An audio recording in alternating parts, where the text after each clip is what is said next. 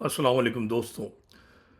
मैंने माजी में भी ये बात कही है, आज फिर इस वीडियो में कई क्लिप्स दिखा के आपको साबित करने की कोशिश करूँगा कि ईरान की जो मौजूदा रजीम है वो अमेरिका के मंशा के मुताबिक ना सिर्फ ये कि इक़्तिदार में आई बल्कि आज तक जो है वो अमेरिका के प्लान के मुताबिक ही मामलात चलते आ रहे हैं।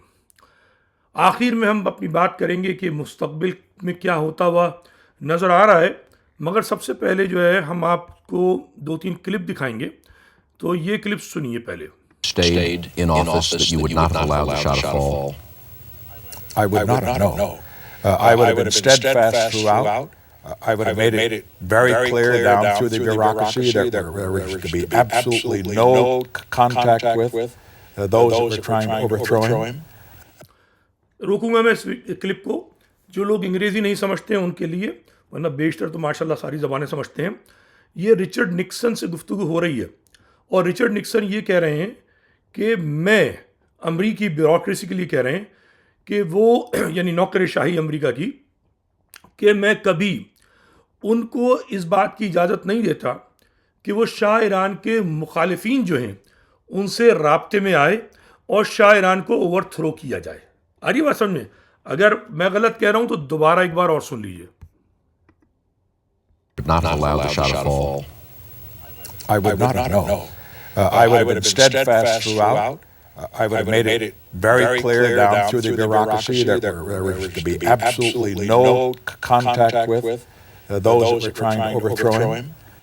तो आपने सुन लिया, ओवरथ्रो यानी इनकलाब। वो अपनी ब्यूरोक्रेसी को अलाउ नहीं करते कि जो लोग शाह ईरान को ओवरथ्रो कर रहे हैं उनसे कांटेक्ट में रहें, ठीक है ना, उनकी हिमायत करें। तो इससे ज़्यादा आपको सबूत क्या चाहिए? अमेरिका का साबिक सदर रिचर्ड निक्सन, आज नहीं बहुत पुरानी ये वीडियो है, मुझे एग्जैक्ट डेट तो ज़ाहिर याद नहीं है, ओवर इनकलाब की बात की है। इससे ये पता चलता है अब तो चीज़ें चूँकि सोशल मीडिया पे आ जाती हैं और इस वक्त मेरा ख्याल है कि ये चीज़ें ज़्यादा इसलिए आ रही हैं ताकि जो आइंदा होने जा रहा है ईरान के साथ उसके लिए राह हमवार हो। हम जैसे लोग दानिस्ता ना दानिस्ता, मैं तो नादानिस्तगी में बता रहा हूँ, मगर यह आम फहम दुनिया को ये बात पता चलेगी कि ये ईरान के मुल्ला हैं, ये कठपुतली हैं। अगर कठपुतली नहीं तो कम से कम ये उसी राह पे चल रहे हैं जो राह इनके लिए अमेरिका ने बिछाई है, या ये उस राह पे चल रहे हैं जिसके दरवाजे अमेरिका ने ही खोले। और कैसे खोले ये आप पूरी गुफ्तगू सुनिए इसकी, और मैं रेगन की और आगे 2-3 और क्लिप दिखाता हूँ। I would have had a very good study made of Khamenei's background and would have found that exactly what kind of person he was, because by studying his background, they could have known that he was going to do exactly what he's going to do. The man is a radical reactionary. He's not a progressive in any sense of the word. See, the choice basically was not between the Shah and somebody better. The choice was between him and somebody worse. तो आपने सुना Nixon ने क्या कहा कि choice जो थी, मतलब उन्होंने कहा कि निक्सन से बेहतर लोग नहीं आ रहे थे, सॉरी शाह ईरान से बेहतर लोग नहीं आ रहे थे बल्कि ख़राब लोग आ रहे थे, ठीक है। उसने कहा कि इन ब्यूरोक्रेट्स ने स्टडी नहीं किया मामलात को, ठीक है। तो ऐसा महसूस होता है कि निक्सन की ज़बानी जो हम सुन रहे हैं कि मामलात वो नहीं हुए जो एग्जैक्टली अमेरिका चाह रहा था। मैं ज़ाती तौर पे इससे डिसएग्री करता हूँ। मैं ये समझता हूँ ये सियासी बयानिया है, ये अमेरिका की आवाम को बेवकूफ़ बनाने का धंधा है, बताना कि जी हम तो ऐसा नहीं चाह रहे थे, क्योंकि अमेरिका आवाम को पता ना कि कितनी मजबूत है एजेंसियाँ। तो ये एक बहाना है। मेरा अपना ख्याल है, जो मैं आगे अभी पहले भी कह चुका हूँ और फिर कह रहा हूँ, कि ईरान के जो मुल्लाओं को इक़्तिदार में लाया गया वो अमेरिका लेकर आया, और लाने का मकसद सिर्फ यही था कि जो बिलियंस एंड बिलियंस डॉलर का जो असलहा अरब ममालिक को बेचा गया इन 30 सालों में, उसका फ़ायदा सिर्फ और सिर्फ इस हैवी मिलिट्री कॉम्प्लेक्स जिस पे ये लोग पैसे लेते हैं, सारे अमरीकी सियासतदान वगैरह, उनको फ़ायदा पहुंचाए। अच्छा, अब हम बात को अपनी आगे बढ़ाते हैं।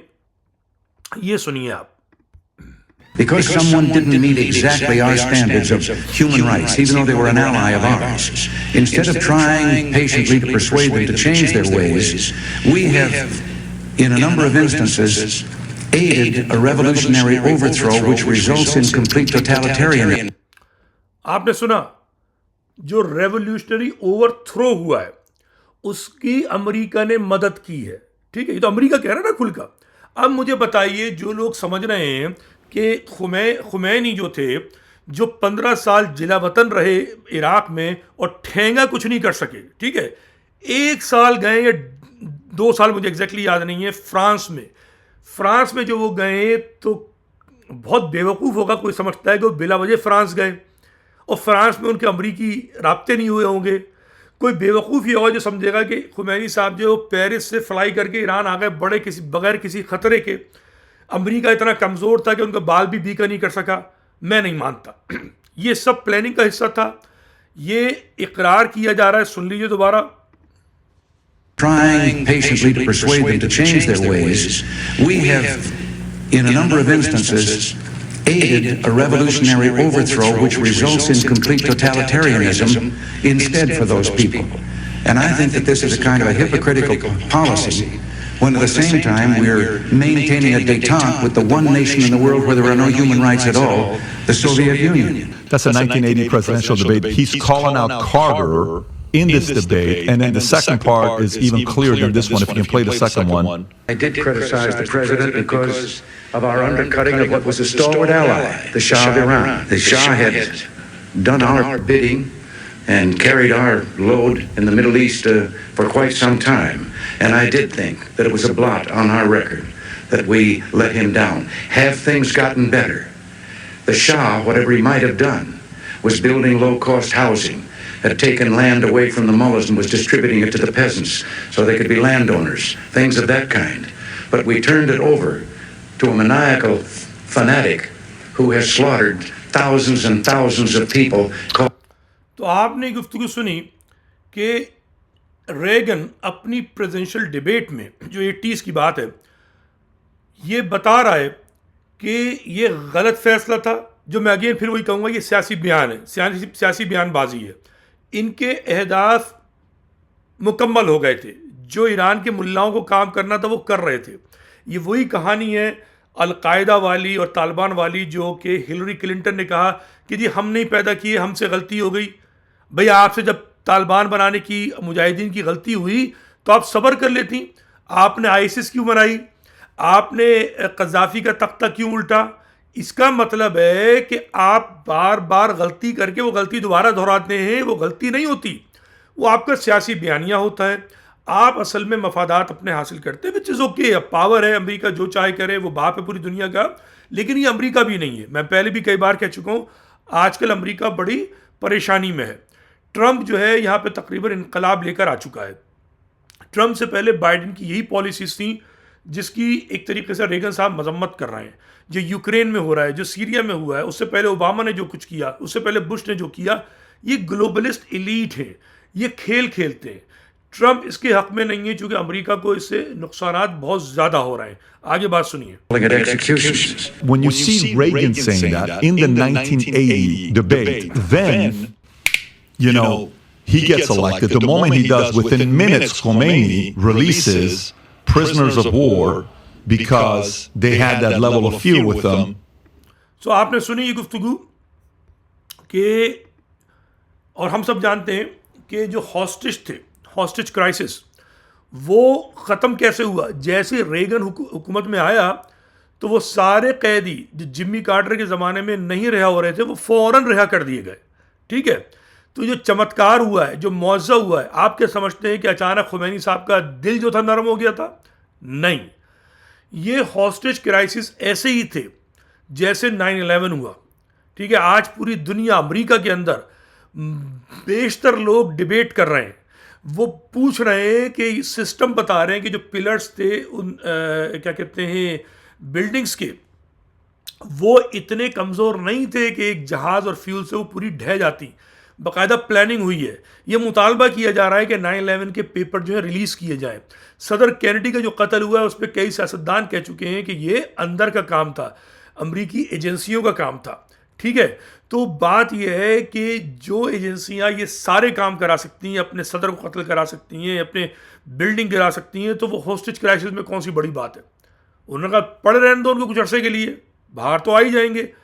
लेकिन ईरान का एक मिजाज दुनिया को दिखाना था, और जैसे मैंने पहले कहा कि ईरान ने वो काम किया है जिसका फ़ायदा किसी को नहीं हुआ है, सिर्फ उनको हुआ है कि जिनका फ़ायदा आपको नज़र आ रहा है, और जो मैं आपसे कह रहा हूँ कि बनाने वाले ही यही थे, ग्लोबलिस्ट एलीट, ठीक है ना। तो ईरान ने कभी किसी अपने जो गालियाँ देते रहे थे ना कि उसका क्या कहते हैं कि वो बिगाड़ देंगे, क्या कहते हैं उसको, वो इज़राइल को सफ़ा हस्ती से मिटा देंगे, ठीक है। आज इज़राइल जो है माशाल्लाह सीरिया पर कब्ज़ा कर चुका है, ठीक है ना। हिजबुल्लाह का सफाया हो चुका है, ईरान के मुल्ला दुबक्कर बैठ गए हैं। क्या आप समझते हैं कोई पॉलिसी है? नहीं, ये उसी राह पे चल रहे हैं जिस राह का तयन ग्लोबलिस्ट एलीट करते हैं। अब हम दोबारा शाह ईरान की तरफ आते हैं, ये ज़रा सुनिए आप जनाब क्या कहते हैं शाह ईरान कि जो शाह ईरान के साथ जो कुछ हुआ वो समझने की कोशिश कीजिए, ऐसा क्यों हुआ, सुनिए इसको। Normal for other countries to have even more arms than we have, and you start to talk about our force when you find it so obvious and normal for other countries. I can't quite make this out. Is it perhaps that the Western countries are just not used to thinking of Iran as a major world power in any terms whatsoever, whether it's dealing about oil or whether it's talking Yes, about an army? maybe you're right, but they will have to cope with this development soon. You're noted as a very strong. अब आपने सुना कि Shah Iran ने ये कहा कि असलहा, ठीक है, मैं पूरा इंटरव्यू इसलिए दे रहा, ये बहुत तवील हो जाएगा। ये बात हो रही थी कि ईरान में असलहा जमा हो रहा है बड़ी तादाद में, ठीक है ना। तो उस पर एतराज़ हो रहा था उस ज़माने में, ठीक है। तो शाह ईरान ने कहा कि मैं अकेला मुल्क नहीं हूँ, एक और मुल्क है जहाँ पर असलहे का अंबार लगा हुआ है, ठीक है। तो उसको तो कोई कुछ नहीं कह रहा, उससे मुराद उनकी इज़राइल था, ठीक है। और हम कर रहे हैं तो हम पे एतराज़ है, ठीक है। और फिर उसने कहा कि जी, उस औरत ने कहा कि आप तो ताकत है ही नहीं, ठीक है ना, आपको कोई ताकत मानते ही नहीं। उसने कहा कि बेशक अभी ताकत नहीं मानते, मगर आइंदा जहां ईरान पहुंचेगा ताकत मानना पड़ेगा। तो ये तो पहली बात जो मैंने उस क्लिप से साफ साबित की कि शाह ईरान को उस नहज पर लेके जा रहा था कि ईरान ताकतवर बन जाता, और उसका ताकतवर बनना किसी के लिए बहुत ख़तरनाक था। ईरान जो था शाह ईरान जो है उसने डिक्टेशन लेना तकरीबन बंद कर दिया था। वो बराबरी की सतह पर आना चाहता था, उसके दिमाग में खन्नास था कि मैं जो हूँ खुसरवी शहंशाहियत का वारिस हूँ।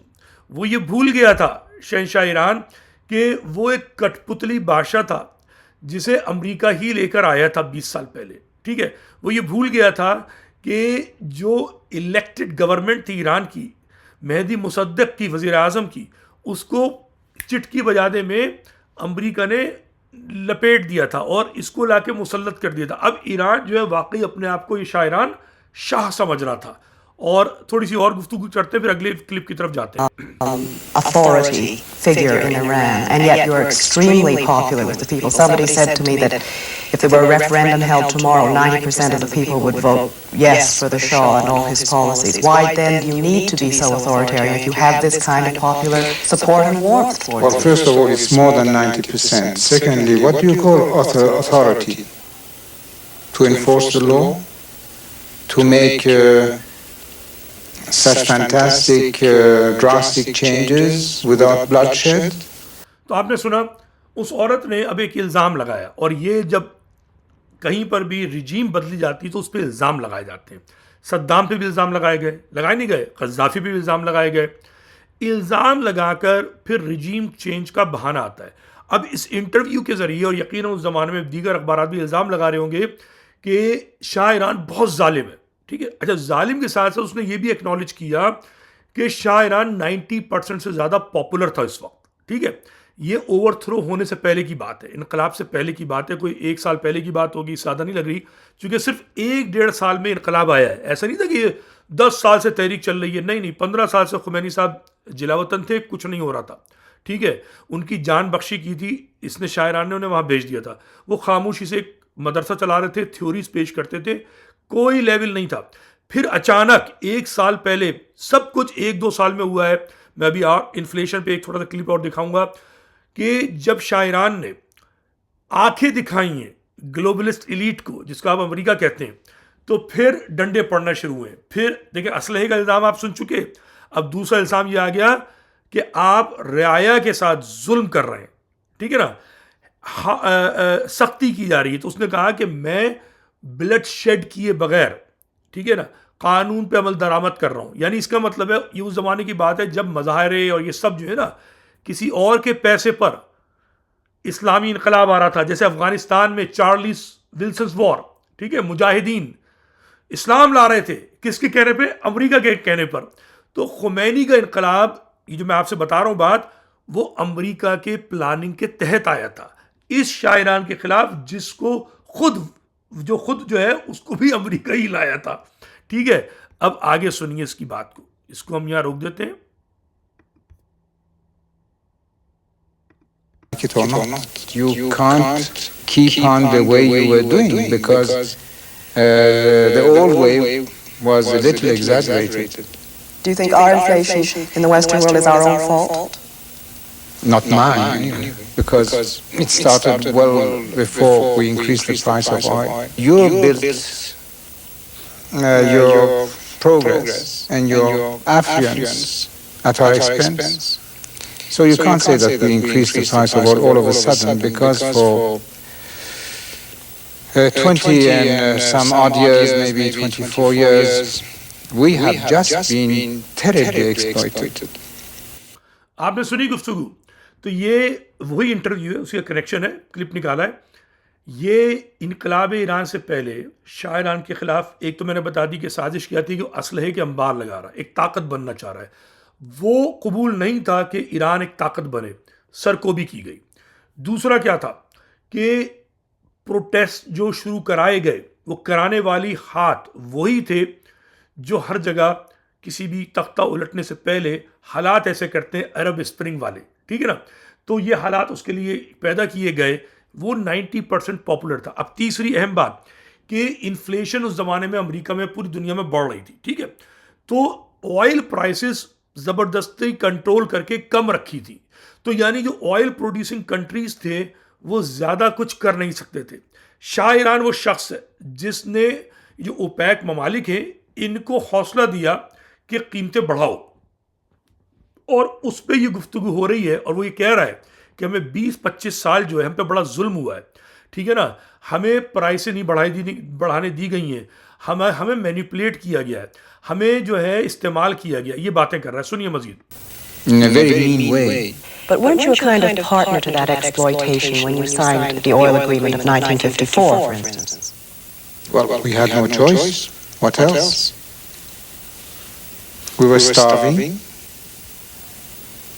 and we had to start doing something to build the country. We had no choice. They dictated to us, they decreased the posted price of oil when all the price of commodities in the world were on the increase. And they were telling us what... तो आपने सुना कि ये बात हुई है कि भाई इल्ज़ाम लगा कि आपने ही मुआहिदा किया था। तो उसने बताया हमारे पास चॉइस नहीं थी। 1950s में डिक्टेट किया जाता था कि जो चाहे कीमतें लगवा लें तेल की अपनी मर्जी की, और ईरान और अरब में लोग सड़ते रहें, कोई फ़र्क नहीं पड़ता। और ये डिक्टेटर्स जो हैं वो सुन लेते थे, इसने भी सुना। लेकिन 54 के बाद 76 के करीब शाह ईरान समझने लगा कि मैं बहुत ताकतवर हूँ, और मैं जो हूँ अब अपना इख्तियार इस्तेमाल करूँगा। मेरे पास असलहा भी है, ताकत भी है, मुल्क भी है, और 90% अवाम मुझे चाहती भी है। मगर जो माई बाप है उसको प्लानिंग आती है, उसको आता है कैसे सरकोबी करनी है। अब ये सुनिए। Our presidential election. He clearly favors Ford, though he will not say so publicly. He thinks Carter fails to fully comprehend Iran's role in the defense of American interests. On the Middle East, the Shah is committed to a secure state of Israel. But he insists the Israelis must give back the Arab lands they conquered in 1967, and he believes the Jewish lobby in the United States helps breed Israeli intransigence on that matter. In fact, he says American presidents and presidential candidates are too quick to do the bidding of the Jewish lobby. तो आपने सुनी ये गुफ्तगू में भी और मजीद सुनाऊंगा कि शाह ईरान इजराइल का बहुत अच्छा दोस्त था, ऐसे ही जैसे जॉर्डन का किंग है या टर्की का सदर है या इजिप्ट का सदर है, ठीक है, या आज सऊदी अरब का भी जो बादशाह है, वो सब इजराइल से झगड़ा नहीं चाहते, अच्छे ताल्लुकात चाहते हैं और अच्छे ताल्लुकात हैं। मगर शाह ईरान ने क्या कहा था, एक लकीर खींच दी थी कि जो 67 की वॉर है उससे आगे इजराइल ना बढ़े, ठीक है, और एक्सेप्ट करे फ़लस्तीन की जो मुल्क है और सारी चीज़ें जो बाकी मुसलमान भी अब बाद में कहते रहे। तो ये बात इजरायली लॉबी को पसंद नहीं थी और आपने सुन लिया कि किस तरीके से उस लॉबी का असर है अमेरिका के ऊपर। Surely, Your Majesty, you're not telling me that the Jewish lobby of the United States pulls the strings of the presidency? Not entirely, but I think even a little too much, even for Israel interests. You think the Jewish lobby in the United States is too powerful for the interests of Israel? I think so. Sometimes they are disserving the interests of Israel because they're pushing around too many people. How do you mean pushing around?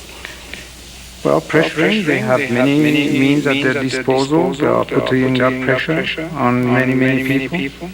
And at the end, I don't think that it will even help Israel. Why, if this is true, why would the President of the United States pay attention to that lobby? They are strong. Strong in what sense?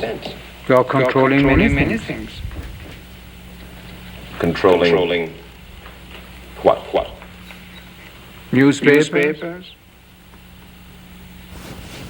media, Your Majesty. banks, finances, and I'm going to stop there. Well, now, आपने सुना, Shah Iran ने वो हकीकत बताई जो आजकल America के YouTubers बताते हैं, जो अमेरिका के बड़े बड़े जो दानिश्वर हैं, ठीक है, आप स्टीव बैनन को सुन लीजिए, आप जो हैं क्या कहते हैं टकर कार्लसन को सुन लीजिए, आप जो हैं कईयों को सुन लीजिए, ठीक है, वो सब के सब इस बात की शिकायत करते हुए नज़र आते हैं कि अमेरिका की जो फॉरेन पॉलिसी है, ठीक है, वो अमेरिका नहीं बना रहा है, ठीक है, और कोई और जो है बहुत ताकतवर है जिसके कब्ज़े में सारे दुनिया का पैसा है, सारे दुनिया के बैंक हैं, सारे सियासतदान उसकी जेब में है, ठीक है।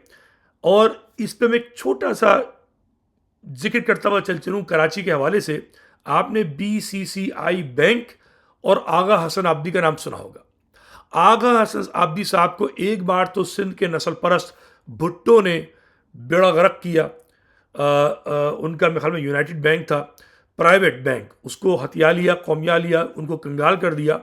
वो मिडल ईस्ट गए और असर इन्होंने एक बैंक बनाया जो दुनिया का बहुत बड़ा बैंक बना, टॉप बैंक्स में उसका शुमार होने लगा।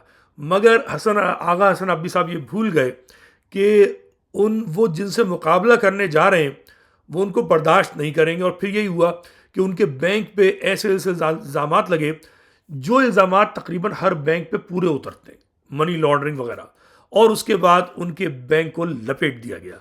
तो जो दुनिया का सबसे जो ताकतवर हल्का है उससे अभी तक कोई टकराने की सलाहियत नहीं रखता है। अब हम ये आखिरी एक वीडियो पेश करेंगे, फिर अपना नतीजा भी पेश करेंगे। ये देखिएगा आप, एक सेकंड,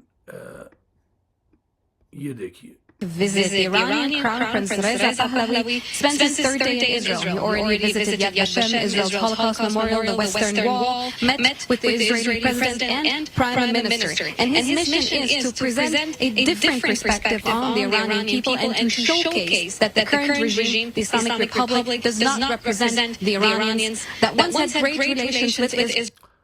तो आपने सुन लिया, इसी शाह ईरान का बेटा, ये गुज़िश्ता साल जब ये वाक़या हुआ है उसी ज़माने की बात है, ये वहाँ गया है इज़राइल, और आपने खुद सुन लिया सदर वज़ीर आज़म दोनों से इज़राइली से मिला है। कौन? शाह ईरान का बेटा रज़ा पहलवी, ठीक है। तो वो क्यों मिला था, ठीक है, कोई तो वजह होगी ना, समझने की बात है, समझने वाले समझ जाएंगे।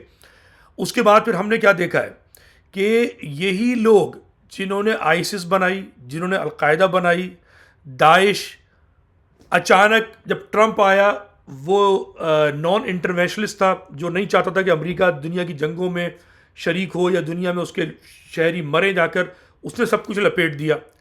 वो तो लिपट गया, लेकिन बाइडेन साहब आए, उन्होंने जंगें छेड़ दी, ठीक है। फ़लस्तीन में जो हो रहा है वो बाइडेन की मर्जी के बगैर नहीं हुआ है, सब जानते हैं।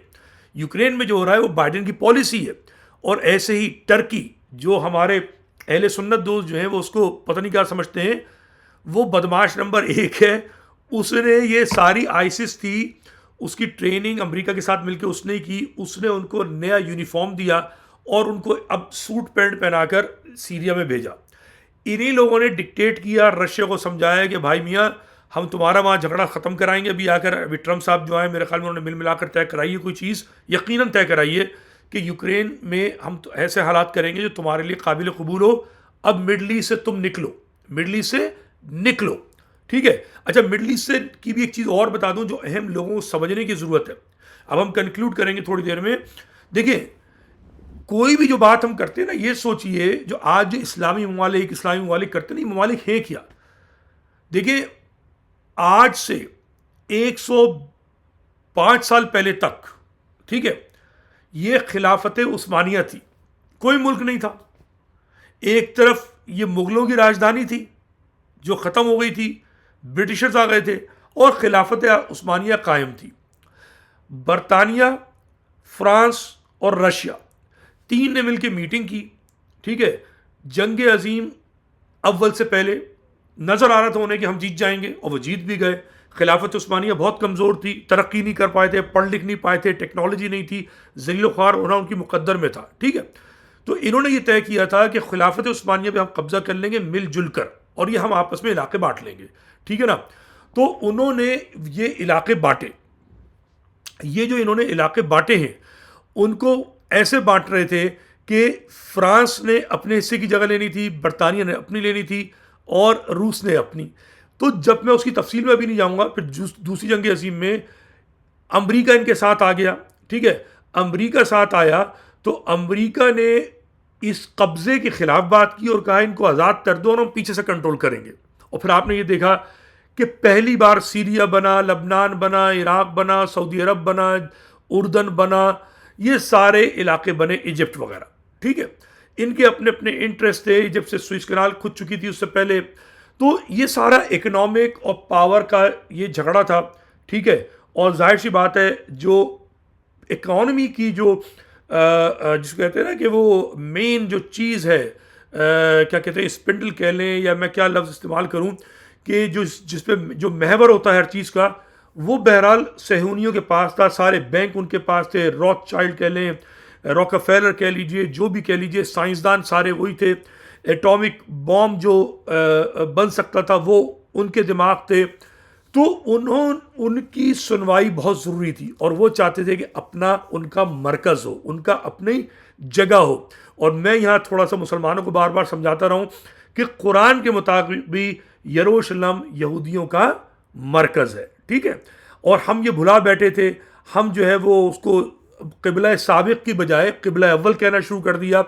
तो इस पूरी खेल कहानी के अंदर हुआ क्या कि आज तक इस पूरे मिडिल ईस्ट पे उन्हीं का कब्जा था, रूस का, फ्रांस का, बरतानिया का, और फिर अमेरिका कूदा। और अमेरिका के बाद ज़ाहिर है फ्रांस कमज़ोर हुआ, वो पहले निकल गया। अब बरतानिया कमज़ोर हुआ, बरतानिया पीछे हट गया, वो अमेरिका के साथ खड़ा हो गया। अब अमेरिका रह गया था और रूस रह गया था। अमेरिका के हाथ में सिवाय शाम के सब कुछ था।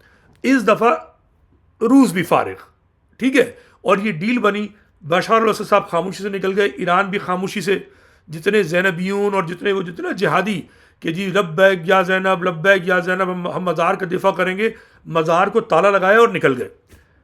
तो ये वो रास्ता है जो खुफिया हाथ बिछाते हैं, जिस पे ईरान भी चलता है, ईरान का हर मुल्ला चलता है। ये अवाम को बेवकूफ़ बनाते हैं। मरकबर अमरीका, मरकबर इसराइल, खुदाया खुदाया ता इनकलाब मेहंदी, जिंदा रहे खुमैनी। खुमैनी मर गया बहुत अरसे पहले, खामनाई भी मर जाएगा। अल्लाह बेहतर जानता है कि मेहदी का इनकलाब कब आएगा, मगर अभी जितने इनकलाबात आ रहे हैं, जितनी तब्दीलियां हो रही हैं, शिया जो मुल्ला हैं सारे के सारे, मैं कंक्लूड कर रहा हूँ, जो धरने देकर बैठे हुए कराची शहर पे, पारा चनार में जो कुछ हो रहा है, ये सारा एक खेल का हिस्सा है। एक आम आदमी जो है ना, वो इस्तेमाल होता है, मरता है, कटता है इन मुल्लाओं के कहने पर, और मुल्लाओं की जो डोरे हैं वो कोई पीछे से चलाता है। एक बात और मैं करूंगा, फिर बात खत्म करता हूं, जाके सर्च कर लिएगा MK अल्ट्रा। मुझे खुद नहीं मालूम था कुछ अरसे पहले तक, रिसर्च की है, सुनता हूं, पढ़ता हूं, जो काम के लोग होते हैं उनको सुनने की कोशिश करता हूं। MK अल्ट्रा जो है, ये एक प्रोग्राम है जो अमेरिका में सन मेरे ख्याल में 70 या 60 के आखिर में सेनेट ने उस पर बड़ी ज़बरदस्त कार्रवाई की थी और सवालों जवाब किए थे। मुझे नहीं मालूम कि चल रहा है या बंद हो रहा है, लेकिन MK अल्ट्रा का मकसद ये था कि दुनिया भर में कुछ लोगों के दिमागों को कंट्रोल करना है, ड्रग्स के ज़रिए, वेव लेंथ के ज़रिए, फ्रीक्वेंसी के ज़रिए। कुछ डिवाइसेस ऐसी हैं कि जिनसे ब्रेन मैनिपुलेट हो सकते हैं, ठीक है। तो उस पर काम हो रहा था और उस पर एतराज़ किया गया है। अब क्या नतीजा निकला है मुझे नहीं मालूम अंदर बैरूनी तौर पर, मगर MK अल्ट्रा 70 की दिहाई में था। आज की दिहाई में क्या है मुझे नहीं मालूम, मैं लाइल्म हूँ, ठीक है ना। मगर ये तय है कि आपके फ़ोन जो है उनके कान हैं, ठीक है, आपके फ़ोन है उनकी आंखें हैं, ठीक है, और ऊपर सैटेलाइट मौजूद है, ड्रोन मौजूद है। आप क्या समझते हैं आपकी बातें कोई सुनता नहीं है? मुझे नहीं पता। पाकिस्तान में अमेज़ॉन में अगर हम कोई बात कर रहे होते हैं, हमें कोई चीज़ खरीदनी है, आपस में बात कर रहे होते हैं, थोड़ी देर बाद फेसबुक अगर खोलते हैं तो उस पर वो इश्तिहार आना शुरू हो जाता है। तो अगर दुकानदार अमेज़ॉन, वॉलमार्ट, ये मुख्तलिफ जो बेचने वाले जो बड़ी बड़ी कंपनी है, अगर वो कान लगाए हमारी बात सुन के हमें अपनी चीज़ें बेच सकती हैं, तो आप क्या समझते हैं एजेंसी आपको नहीं सुनती? सब सुनते हैं। ये खेल है। इस खेल में सिर्फ इतना है कि हम क्या कर सकते हैं, हम सिर्फ ये कर सकते हैं कि अपनी नज़रियाती अहमियत बनाएं, ठीक है ना। अगर सिंध का नस्ल परस्त महाजिरों को कबूल नहीं करता तो महाजिर अपनी कौमियत पे डट जाए, ऐसा डट जाए किसी का बाप भी हमें नहीं हिला सके। हम ये कर सकते हैं। फिर जब जो बड़े फैसला करने वाले हैं वो आएंगे आपसे गुफ्तगू करने के लिए, आपसे कुछ मांगेंगे। अब आपकी जिम्मेदारी है कि आप कितना उनसे मांगते हैं। अगर आप बेवकूफ़ हैं, बुरा ना मानिएगा, अल्ताफ़ की तरीके से, तो अपना सब कुछ दे देंगे और लेंगे कुछ नहीं। MKM की तरीके से अपना सब कुछ दे देंगे। 18वीं तरमीम, 26वीं तरमीम, भुस पड़ दी अपनी कौम का। कौमियत की शनाख्त भी छोड़ दी, कौमियत तो दूर है, शनाख्त भी ज़ायल कर दी थी। ये तो सोशल मीडिया पे हम जैसे लोगों का कमाल है गुज़िश्ता 8-10 साल में कि हमने महाजिर कौमियत पे अटल कदम जमा दी है। किसी का बाप कुछ नहीं कर सकता। महाजिर कल्चर डे है, हमें लोग कहते थे नहीं हो सकता, नहीं हो सकता, नहीं हो सकता। हमारे नौजवानों ने करके दिखा दिया। इसका मतलब है कि अगर आप चाहें नज़रियाती मजबूती पे जम जाएं, किसी का बाप कुछ नहीं कर सकता। आज आप महाजिर पे जम जाएं। महाजिर कल्चर डे मना लिया गया। पाकिस्तान की इस्टेब्लिशमेंट ने महाजिर को लफ्ज़ को कबूल कर लिया, शनाख्त को कबूल कर लिया।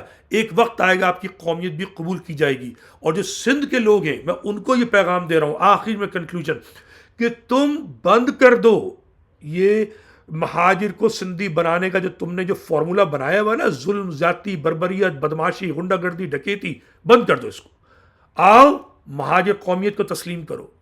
महाजिरों की ज़मीन मतरूका सिंध, जिसका जो जगह पूरे सिंध भर में फैली हुई है, उस पर उनका हक तस्लीम करो। अपनी नस्ल परस्ती पे तौबा करो। महाजिरों में नदीम रिजवी सबसे पहले तुम्हारे साथ खड़ा होगा, इस पूरे सिंध की यकजहती के लिए खड़ा होगा, सिंधी ज़बान के लिए खड़ा होगा, मगर तुम्हारी धौंस धमकी पे तुम्हारे साथ खड़ा नहीं होगा। इस बुनियाद पर खड़ा होगा कि मोहिंजोदड़ो अकेली कोई शहर का नाम नहीं है, बल्कि वादी सिंध की मुश्तरका जो सकाफत थी, जिसके वारिस हम भी हैं और आप भी हैं। संस्कृत ज़बान मोहिंजोदारो की सील पे भी मिली है, लोथल जो गुजरात है उसकी भी सील पे मिली है, राखीगढ़ जो हरियाणा है उसकी सील पे भी मिली है, और जो दर्जनों सरस्वती दरिया के किनारे जो बहुत सारे आसार मिले हैं। जो मरकज़ था वादी सिंध का, आज से 5000 साल पहले, आज से 10,000 साल पहले सरस्वती दरिया जो सूख गया हज़ारों साल पहले, वहाँ के जो आसार मिले हैं वो बताते हैं कि वो मरकज़ी मकाम है वादी सिंध का। सूबा सिंध एक छोटा सा टुकड़ा है और इस पूरी वादी की पूरी एक सकाफत के अलमबरदार हम भी हैं, जिसकी ज़बान संस्कृत प्रकृत से उर्दू हिंदी बनी, पंजाबी सिंधी बनी, सराइकी बनी। तो हम सब एक बैकग्राउंड रखते हैं, हम एक सकाफत रखते हैं, एक ज़बान से हमारी शाखें हैं और हमारा मज़हब जो है वो भी एक है, चाहे अरब से आया हुआ हो। तो हमें एक होना पड़ेगा, और अगर एक नहीं होना चाहते हो, ज़बरदस्ती सिंधी बनाना चाहते हो, वो कभी नहीं होगा। ठेंगा मिलेगा, ठेंगा। आ रही है बात समझ में? और मैं पहले भी कह चुका हूँ, इस नस्ल परस्ती को या तो सिंधी बोलने वाले छोड़ दें, नहीं छोड़ेंगे तो महाजिर पठान और अफगानी से नहीं लड़ेगा, चाहे अफगानी 25 नहीं 50% कराची में डकैतियां करता रहे, महाजिर कभी भी अफगानियों के खिलाफ खड़ा नहीं होगा, ना पश्तूनों के खिलाफ खड़ा होगा, क्योंकि वही इंशाअल्लाह हमारे साथ इस जुल्म व बर्बरियत में दिफाई लाइन बनेंगे। तो या तो हम झगड़ा ही ना करें, दिफाई लाइन की ज़रूरत ही ना हो, और मिलकर साथ बैठे तय करें सिंध को कैसे तरक्की देनी है। और अगर नहीं बैठोगे साथ तो फिर सही है, तुम से जो सितम हो रहा है तुम कर रहे हो, हम भी देखेंगे जो तदबीर हम कर सकते हैं हम करेंगे। अपना ख्याल रखिएगा। खुदा हाफिज़।